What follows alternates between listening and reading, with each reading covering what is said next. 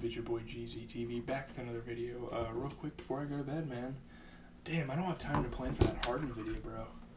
I gotta get to bed. I was gonna, start making notes. I probably will, as I'm kind of falling asleep. But we have the NBA.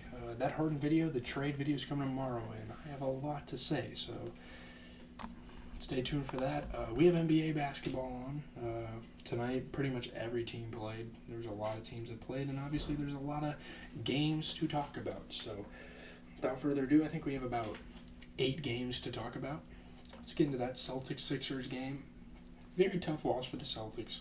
There's not really much we could do when we were shooting like shit the entire game, and that momentum just carried on. Yeah, it's not great. It's not a good look for the Celtics. I mean, Joel Embiid and Tyrese Maxey lead the 76ers to their 6th straight win after starting their season with a loss. They end up winning by 3 over my Celtics. The 76ers did what they could to shed themselves of the bad vibes that lingered over the franchise in the wake of an appalling postseason exit. There's a lot of weird vibes going around with this franchise, but they've been able to overcome it. They've been able to win games. Joel Embiid doing a lot, Nice fadeaways for him, good shots. I'm really happy at how Kristaps played. He was playing tough, hitting good shots. It was just him against Embiid, the big man on big men, It's nice, to have a guy like Kristaps Porzingis who can get to the rim. I mean, that's the one positive player from tonight. I mean, Tatum had 16 points, 15 rebounds, 33% from 3. It is what it is.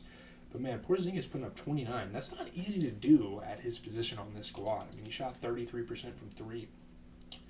I will say I'm kind of getting tired of Peyton Pritchard. He has sold so many games. I mean, he didn't sell this game necessarily, but I'm just ready for him to get out. He is too weak of a player. I don't know. I got to get through these games quicker, though.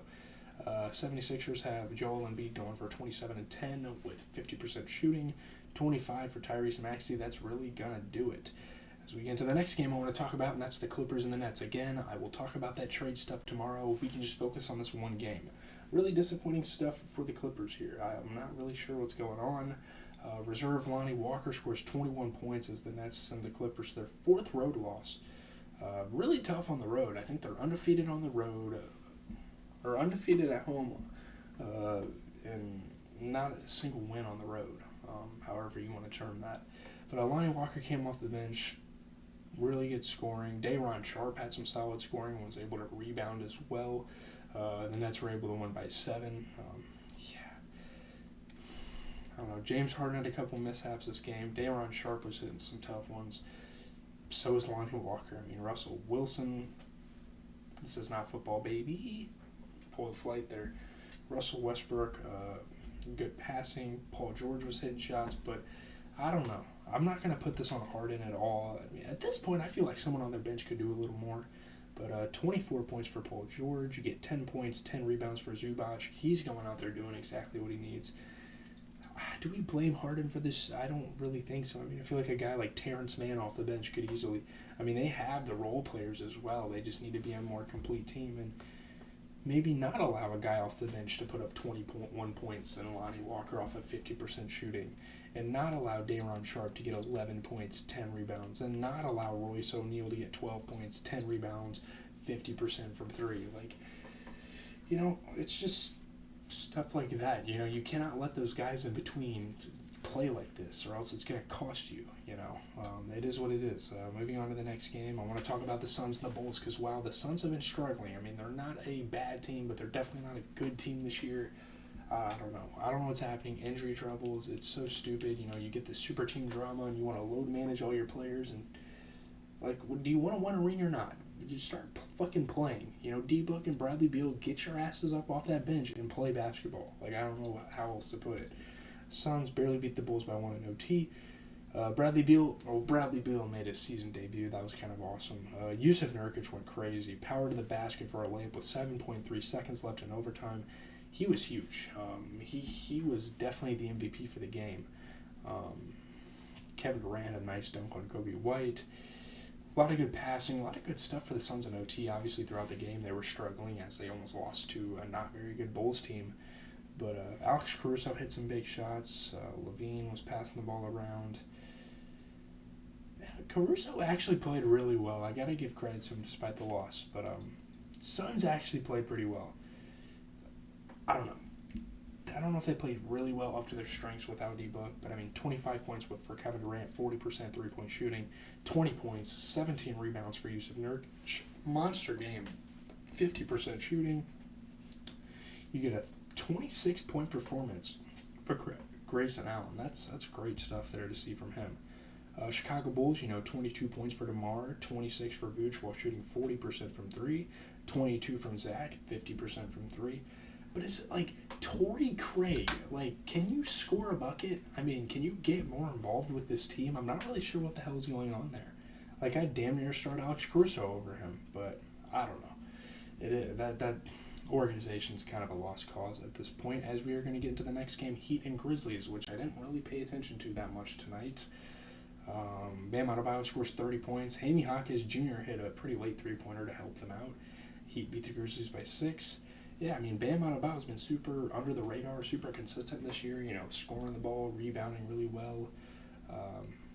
This is the first road victory for them for the season, and the Heat have turned it around. I mean, again, they're not good yet, but they're definitely not bad either anymore. I mean, Bam Adebayo playing defense. It's a pretty good game from what I've seen. Santi Aldama was playing defense for the Grizzlies, and he was hitting threes. Just a really defensive game, I feel like. A lot of defensive powerhouses here where you got Bam, then you got Jaren Jackson. But looking at the Heat, I'm so confused how Jimmy Butler can go from scoring 50 points in a fucking postseason game to barely scoring 15 in a regular season. It's weird, but I guess they didn't need it. Bam Adebayo, 30 points, 11 rebounds. You get a 17.11 rebound performance from Kyle Lowry. How's Kyle Lowry grabbing 11 rebounds? We'll never know. Grizzlies just continuing to struggle, man. I mean, 28 points for Jaren Jackson. He shot 50%. That's it. I mean, that's all they had out there. I mean, Zaire Williams, should he really be starting for this team? Should Zaire Williams be starting? Give Kenny Lofton a chance. Give Damian Roddy a chance. Give freaking Santi Aldama a chance. What are we doing out here? I don't know. Really strange rotational stuff for this team. I don't know. I really don't know how to feel about that as we get into the Pistons and the Bucks. Bucks dodged a bullet. I mean, they're playing one of the worst teams in the NBA. I know the Pistons are fun to watch and they got great players, but yeah, not good. I mean, Damian Lillard scores 34 points. The Bucks were able to beat the Pistons by 2. Giannis was ejected in the third quarter. I mean, I suppose that's why he was so close. But even with, just Dame going against these guys, how was this a close game? I don't know. Damian Lillard, great scoring tonight. Bobby Portis could put up some decent stuff off the bench as well. That ejection was kind of crazy. I don't know. Brook Lopez hit a pretty big 3 down the stretch. Giannis, somehow got 2 techs. I don't know. This was a decent game, too. I mean, Brook Lopez, a two-way player, getting squads, Marcus Sasser, though. I might have to talk about Marcus Sasser because, this guy has gone completely under the radar. He's been playing pretty good for this Pistons team this year. Wow. I mean, 26 points for him. You get 33 points out of Cade. You get 11 points and 12 rebounds out of Jalen Duren, probably one of the more consistent big men in the NBA, shooting 50%. And I appreciate, Oscar Thompson grabbing rebounds and whatnot, but the man has got to learn how to play offense. He's a rookie. You can kind of cut him some slack, but he's got to learn some offensive game here if this Pistons team wants to be good and wants to stack up with some good teams here. But yeah, I mean, all the Bucks really needed was a 34-point performance from Dame. That's it. I mean, it is what it is. You get the win and you move on. As we're going to get to the Cavs and the Thunder game next. Pretty good game here. Really quality basketball we're seeing from the Thunder this year. Super impressive stuff. Shai Gilgeous-Alexander, 43 points. You see it right here. I mean, do I need to say any more? It's Shai, one of the best scorers in the last 2 years in the NBA here. I mean, winning by 8. This is obviously not really it's a pretty bad Cavs team right now. I don't know. They got to figure something out, but Shai Gilgeous-Alexander put up big numbers without focusing on them. He just plays to win the game. It's not like he's stat padding and whatnot, like people like to say. But yeah, SGA, great scoring. And Josh Giddey playing good defense to set up for Shai's offense. Yeah, Shea's just a bucket getter, and then obviously, Chet Holmgren using his size to kind of get to the rim, get a couple dunks, and that's cool. It's all nice and dandy, man. Evan Mobley played pretty good, though, 22 points. You get a 20-point performance from Donovan Mitchell. Dane fucking Wade plays in the NBA. I think that's a problem for them. I mean, what the hell is he doing on the team? Isaac, okay. You know what? There's nothing they can do. They have Dean Wade on their team. Like, what the fuck is going on here? I don't know. I don't know how I feel about that. But 43 for Shea, while shooting 50% from three, by the way. Very impressive numbers. Again, that's all they need. I mean, they pick their star player and run with it on offense. I feel like that's the way to go in today's game. Not really too much to say about that. We have 2 more games to talk about. We're going to talk about this Warriors-Nuggets game. Warriors barely lose this one. Very tough loss. An exhausted Nikola Jokic, man. He scored 35 points. He's so nonchalant out there. Bucket after bucket after bucket. Nuggets, able to hold off Steph Curry and the Warriors, who have been pretty dangerous in the league this year. They won by 3. 36 minutes for Jokic is a lot, and he's out there scoring, rebounding the whole fucking time. So, yeah, that's why he's MVP. I'm giving MVP to Jokic right now. I know I said Luka at the start of the season, but dude, Jokic is just too much for this league. Clay just couldn't get that shot off at the end. That was so tough. Steph was hitting big shots. I don't know. Jokic hitting big shots as well.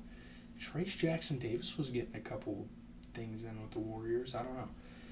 You get a 23-point performance for Steph. Steph is the only one that knows how to score 20 on this team. And you have, fucking Dario Saric starting. What are we doing right now?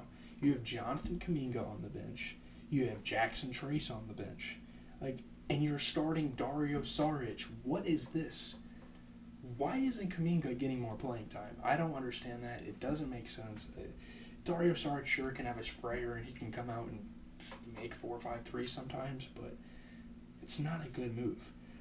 The Nuggets are just a little too much. I will give it to them. You get 14 points, 11 rebounds out of Aaron Gordon, 50% three-point shooting, 35 points, 13 rebounds for Jokic. He does it every fucking night. What do you want me to say at this point? This guy is ridiculous. There's not much more you could say. Reggie Jackson, he can put up 20. What the fuck? They don't even have Jamal Murray on their team, and you have 20 pieces from Reggie Jackson. They have guys that can just step up. They're a role model for the rest of the NBA teams.